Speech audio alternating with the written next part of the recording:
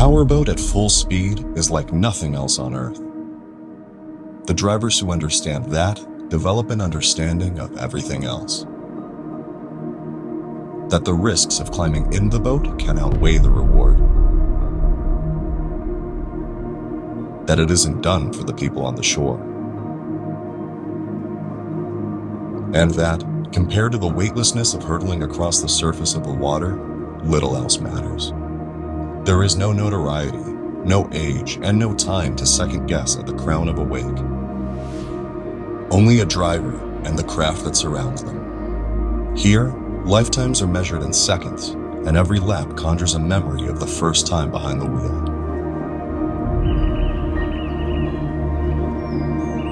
Each driver that climbs into the cockpit of a powerboat accepts a responsibility of preservation of self and sport.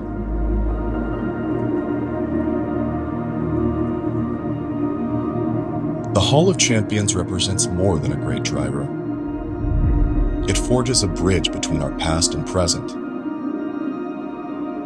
But the pursuit of joining the ranks of champions represents something greater still. A challenge to our future and a connection to each other.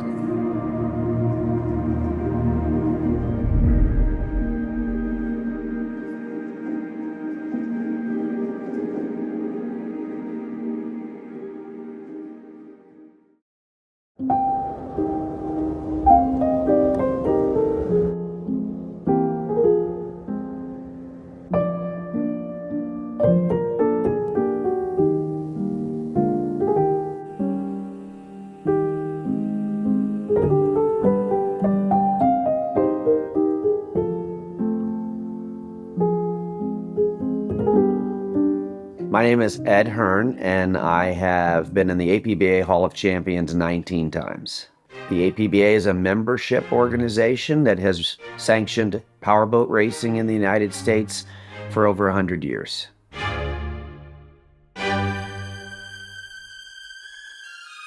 APBA sanctions events, so it provides rules, it provides an organizational structure to operate an event. It doesn't actually run the event because local clubs run the boat races. I don't know how many classes of boats there are. There are a lot. Because APBA is a very broad organization, so it's different than, for instance, like NASCAR that only sanctions stock car events, or the Indy Racing League that only sponsors open wheel events. APBA sponsors all forms of powerboat racing. So there's lots of different divisions based on boats and engine types. I couldn't tell you how many classes there are. APBA, the American Powerboat Association. It's challenge, fun, and excitement. Whether it's unlimited hydroplanes, offshore, outboard hydros and runabouts, inboard or drag, the APBA offers 9 categories of excitement. Racing, officiating, and just plain spectating are a few of the many benefits APBA membership affords you. Send your $30 and join the APBA today.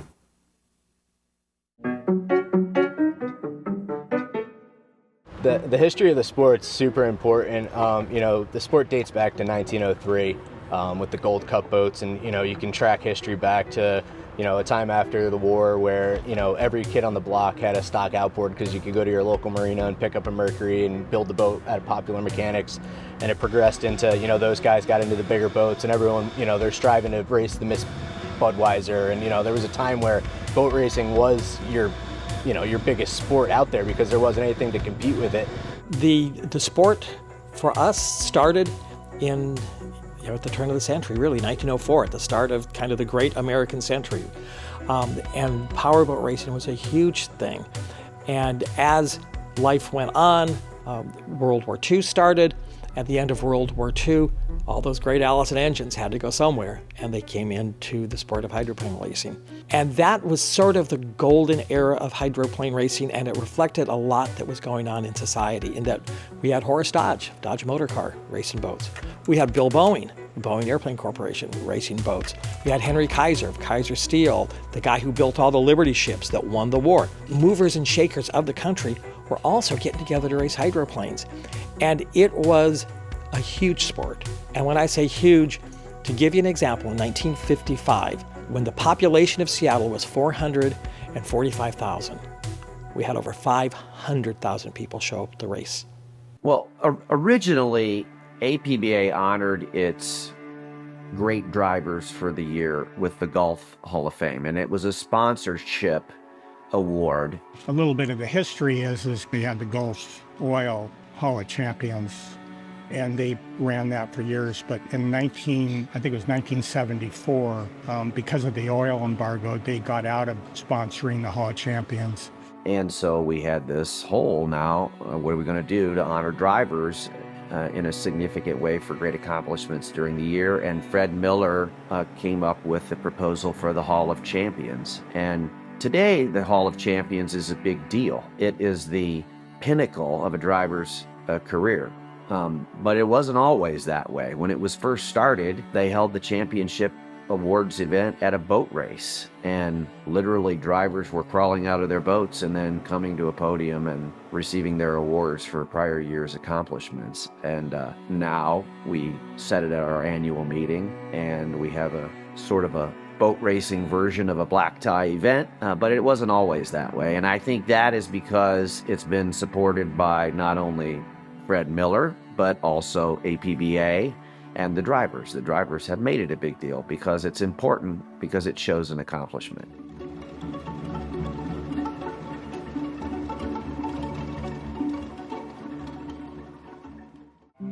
The Hall of Champions means to me is the biggest prize in boat racing.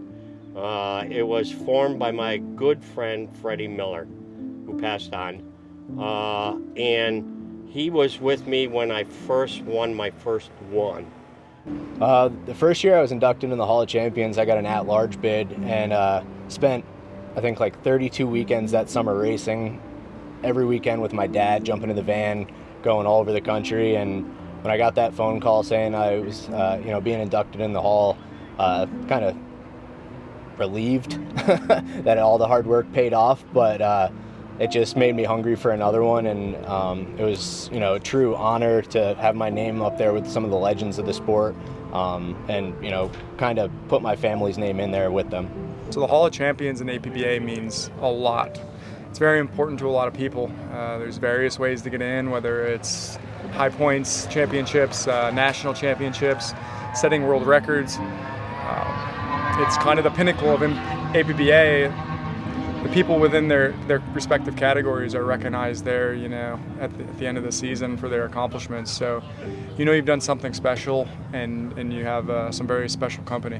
The Hall of Champions to me just means that you've shown that you've exceeded a number of things that other people couldn't do, or that you're the best of your class. Or my dad got in and my uncles got in a while ago for the J class. It's just cool to see people get recognized for the things they do in boat racing. For me to race as long as I raced, and it took as long as it did to get in the Hall of Champions, it was tough. I've won multiple national championships, some high points, and I feel like I've won a decent amount of stuff, but I couldn't put everything together all at the right time. Yeah, at least for me when I started, my dad is inducted 6 times in the Hall of Champions as well, all in one division. And so growing up, that was always the standard, that was always the bar that you wanted to reach as a racer, was to be inducted in the Hall of Champions. It's our most prestigious award in the APBA, so I'm sure that, children want to get in just as bad as we do. Every time I get in, it was better than the last time. It's what I strive for every year. I remember going to the Hall of Champions banquets with my dad whenever he got in the OPC categories. I believe he got in twice. So whenever I started racing, that was like my number one priority, was just trying to get into the Hall of Champion. It was definitely, it's a good experience. You get in front of everybody that's, it's just not like you're there with a couple people. It's hundreds of people. It's very, I don't know how to explain it. It's very, I don't know if the word's sentimental. I don't know if it's your feelings just change. You get in front of everybody, you start talking from your heart. My brother got in really quick, and it took me a long time. And I don't know. I can get up there and wing a speech, and at the Hall of Champions speech that I had to give, I was pretty choked up, and it was hard getting words out. I don't normally get like that about anything, and don't usually get very emotional. But yeah, it was a pretty emotional moment for me. It was a challenge. We've done one year, I know we did like 22 races, and it's hard. It's hard to put that much time into it. So what was that like when you finally got in and after putting all that effort in? Big payoff? Yeah. It was actually pretty amazing.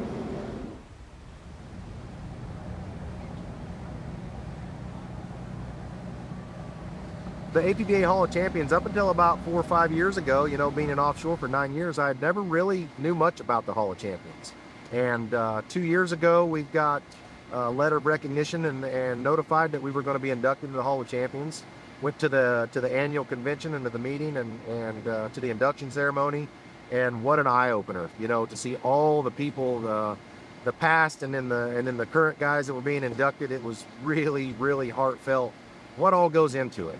Yeah, when we go to the Hall of Champions and we see this diverse type of boating, it really opens your eyes to where, you know, you might not see that. And it's not that I don't wish I could do that. It's just I was never introduced to it. Is that it's this great mix of different categories and different people and different disciplines.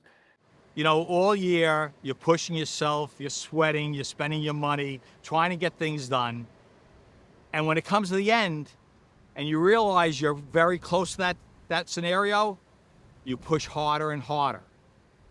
And it's something inside of you. It tells you go for it, and that's what you will do at that point.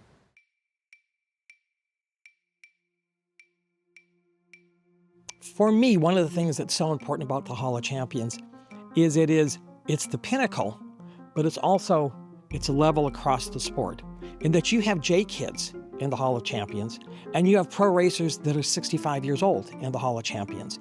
And you don't have to wait to the end of your career to retire and then get inducted into the Hall of Champions. Baseball Hall of Fame, Football Hall of Fame. How long do you have to be retired to even be nominated for those? But we have kids that are 9, 10, 12 years old that are in the Hall of Champions and their whole careers ahead of them, but the sport has still recognized them. And so that's, to me, one of the things that is so important about the Hall of Champions. I really, in the categories of racing that we race in now, I almost feel like people base their year on the Hall. That is what they want to do, is accomplish for the season. I mean, it's a real important to a lot of people to get there every season. They work really hard at it. Getting to the Hall of Champions in 2011 was amazing. My story was in 2010, I missed the Hall of Champions by 1 point to Andrew Tate. And I told my stepdad, who's my crew chief, Patrick Gleason, that we were going to the Hall of Champions next year. I went to Wakefield, Michigan, and won nationals. And I just told Pat again, I was like, we're getting to the Hall this year. So we won High Point, set a record, and it was just an amazing feeling. Like I said, I've been racing for 29 years, or almost 29 years, and I've only been in the Hall of Champions once, so it's very difficult to do. You get into the Hall through your accomplishments in a single season, and it's really just a testament to a single season that you can have. So you really can do it at a young age, and there's a couple people that get in each category. So everyone has kind of a small chance at it, but you really have to accomplish a lot, whether it's high points or records or championships, all of it over the course of a season. But you can do it at any age, so it's really cool to be able to have that chance. It's the ultimate goal. I mean, that's kind of like when we start racing, it gives us something to shoot for. For me, it didn't happen until I was maybe 20, 25 years into racing. To be racing for it each year and to be pushing for something like that and to have gotten it is a serious accomplishment. In APBA, the highest driver honor you can get is Hall Champions, and that's when you put a season together. In the inboard category, there's a list of things you have to do. You had a good season if you make it in inboard. It's a little bit harder than most categories.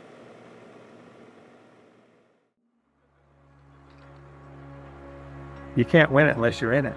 And so the people that decide that they're beat by some adversity or some damage or something like that, that's the secret sauce that makes the difference between the winners and the losers most of the time. Is just the tenacity that things are going to happen. and things that calls are going to go against you by referees and rules and all kinds of other things. But you have to keep the focus too. We're still in this. We're still going to try to win it. You do that every time, you're going to win more often than not.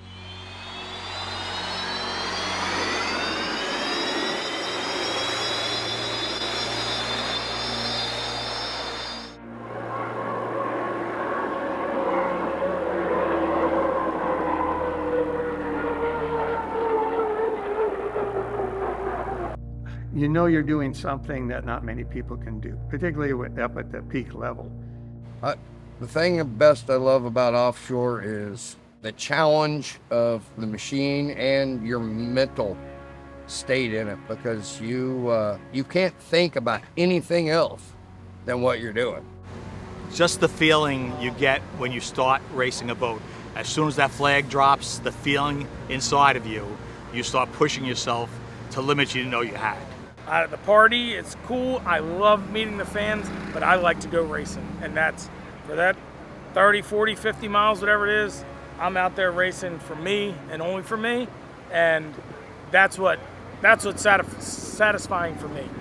Yeah, the goal out there is to obviously be your best, but beating the best is also important. So we got some great drivers out there, and you got to be your best to beat the best. So that's what the ultimate goal is, and to go out there and get the perfect lap every time is the ultimate goal. When it comes to beating yourself versus beating everybody else, you can't be the best unless you beat the best.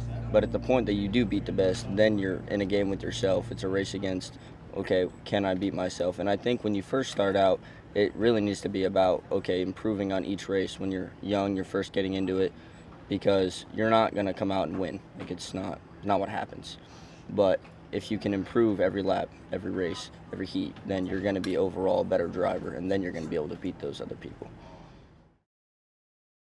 Oh, my best Fred Miller story really has nothing to do with racing. We used to go on a stag weekend up to the UP and ride snowmobiles. I'm from Florida, so I don't live in the snow. So first time I ever rode a snowmobile was there with a bunch of racing buddies.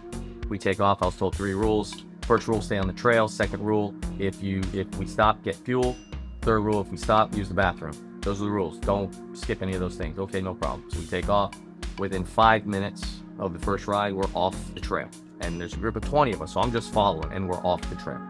And I'm following Gordy, who I knew well, Fred's son. And through the back of his helmet, after racing him for so long, I could see that something was wrong in front of him, through the back of his helmet, just his body language, everything. So locked up the brakes. Me and Gordy stopped barely at the top of a cliff that's about, 30 or 40 feet tall. At the bottom of the cliff are snowmobiles and people everywhere, just laid out, just piled up on top of each other.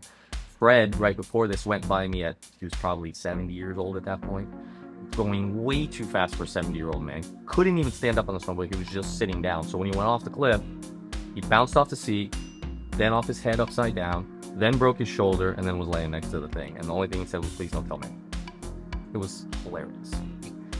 Well, Fred Miller and I used to drive. I'd pick him up in Gurnee, Illinois, and since I was from the Milwaukee area, and we drive 17 hours to the Texas races.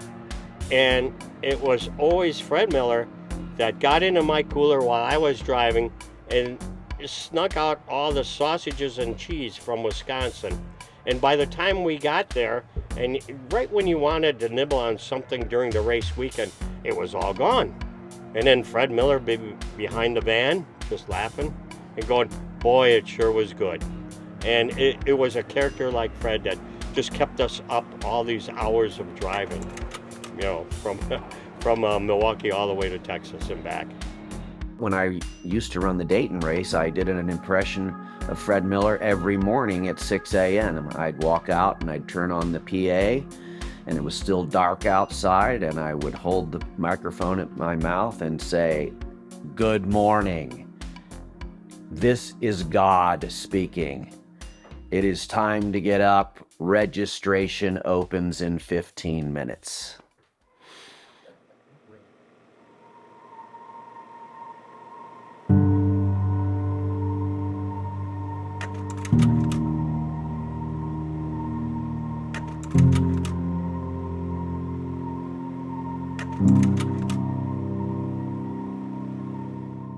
Fred Miller was an interesting gentleman.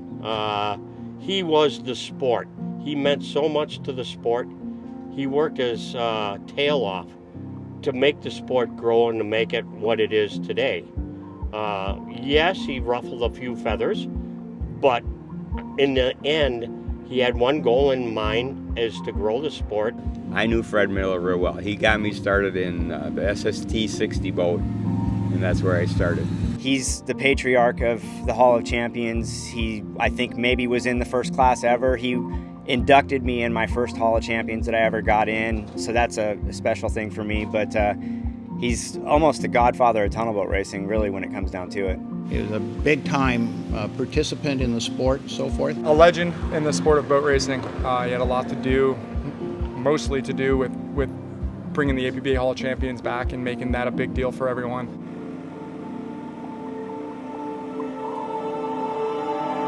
Could be a little bit grumpy at times, but he tried to do a lot for the sport. We had quite a few debates with Fred politically with the APBA because we were always trying to get the upper hand or start something that we could control. And I can remember getting a lot of heated debates with Fred, but we were always friends at the end because we're all boat racers.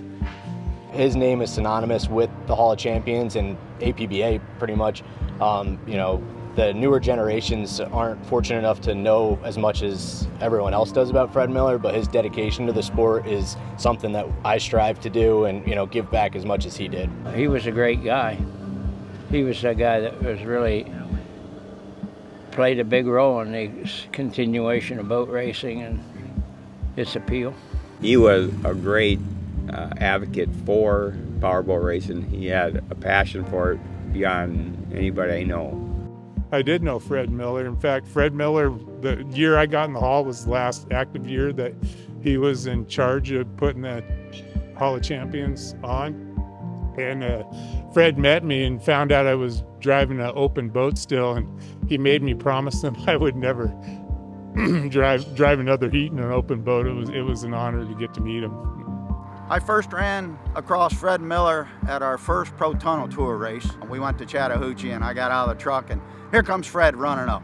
Never seen him before in my life, and he introduced himself, and he just glad to have you, and just kind of made me feel like family, and introduced me to a lot of the other drivers, and that's exactly what it turned into. It was a big family. Fred was always that way. Everybody that I ever talked to about him said that Fred was so much of a family type person. Everybody that was racing with his series was kind of his kids, so that was neat.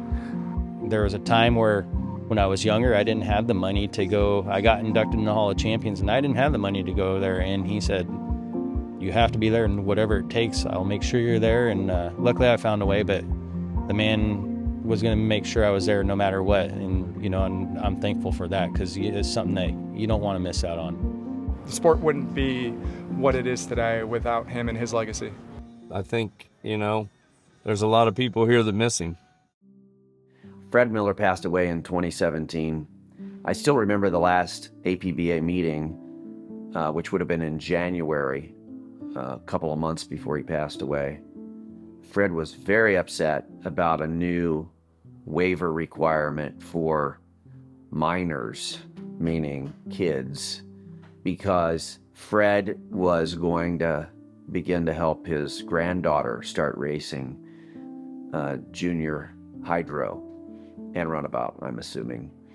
And I remember Fred getting very animated that this was going to be a barrier to the sport, that at every race, kids had to sign waivers and their parent or guardian had to sign, because Fred was going to take his granddaughter to the race and her parents wouldn't always be able to be in attendance. And I told Fred that while the requirement was better for the organization, there was a way to make sure that he could comply. And he calmed down and was happy with the answer. And then a few months later, he passed away unexpectedly.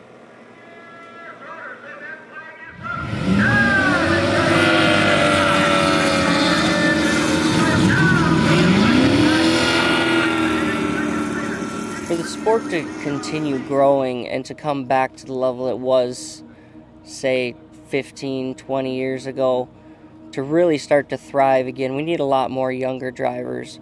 Come out here and hang out with your friends and make friends, travel the country, do something really cool and really unique that not everybody can say they do, but we need the kids to realize that. From a museum director's perspective, it's important that we bring in young people. I have all this great, cool, old stuff, but unless people continue to be interested in it, it just becomes cool old stuff in a dusty museum. It's not too often where people just like, oh, I'm going to start boat racing out of nowhere, but it's always cool when new people get into it. You know, we have a great sport. It's just not as published and easy to see as I believe it should be. Everybody needs to have some person on the team who does nothing but social media stuff. Even if you're as illiterate as it comes as I am, you got a friend who went to school with you, or you got a kid's friend who went to school with them who will do it. So everybody needs to do their part.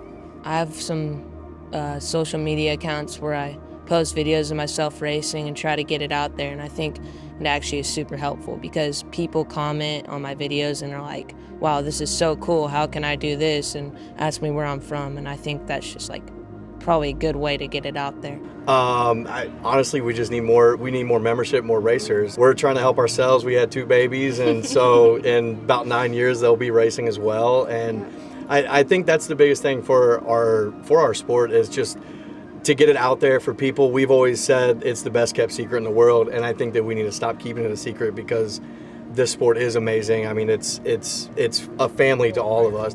I always wanted to get into boat racing. It took me probably almost 40 years to finally do it, but I came down here one year at this particular lake and saw a couple of front boats for sale. We made a deal, and I got his boat, and I started boat racing. I think the biggest thing that people that are coming up in the sport, just look for that old guy that wants to give advice, you know, and take it, do what he says.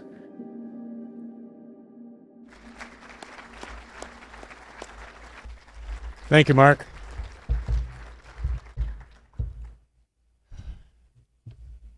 I think I'm at a loss for words, which is unusual for me. But there's so many stories I could tell you, but in this job, you get to meet the top boat racers in the United States once a year. And they're all here this year. And I'm just really honored to know you. I'm honored the way you race and the way you represent us. You're all my friends. I know almost everybody in the room if you're a boat racer. And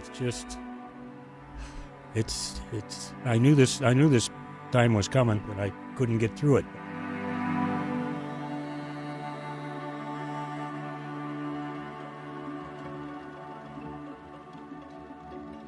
Anyway, let's move on with the program.